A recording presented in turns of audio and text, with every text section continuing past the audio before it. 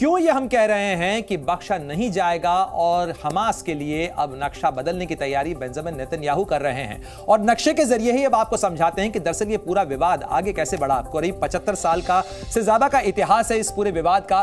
फिलिस्तीनी भूमि और यहूदी भूमि, कुछ इस तरीके की तस्वीर 1947 में थी, वो वक्त जब भारत भी अपनी आजादी की लड़ाई लड़ रहा था, और 15 अगस्त 1947 को जब भारत आजाद हुआ तो कुछ इसी तरीके की तस्वीर फिलिस्तीन की थी।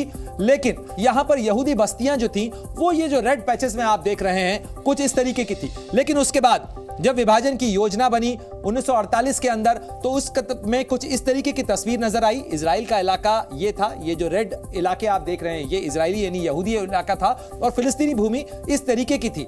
और आप देखिए ये जो गाजा पट्टी का इलाका है ये उस समय में जो है ये फिलिस्तीनी भूमि उस समय से है, फिलिस्तीन के लोगों की बसाहट थी, और यही इलाका जो जिसे हम आज वेस्ट बैंक के नाम से जानते हैं। लेकिन फिलिस्तीनी भूमि और इजरायली भूमि की तस्वीर जो है 1949 से लेकर 1987 के बीच में कुछ इस तरीके से बदली। यानी आप देखें 1967 का युद्ध, 1973 का युद्ध, और उसके बाद जो ओस्लो अकॉर्ड हुआ था 1987 के अंदर यासिर अराफात के साथ जो ओस्लो अकॉर्ड हुआ, और उसके अंदर कुछ इस तरीके की तस्वीर निकलकर सामने आई।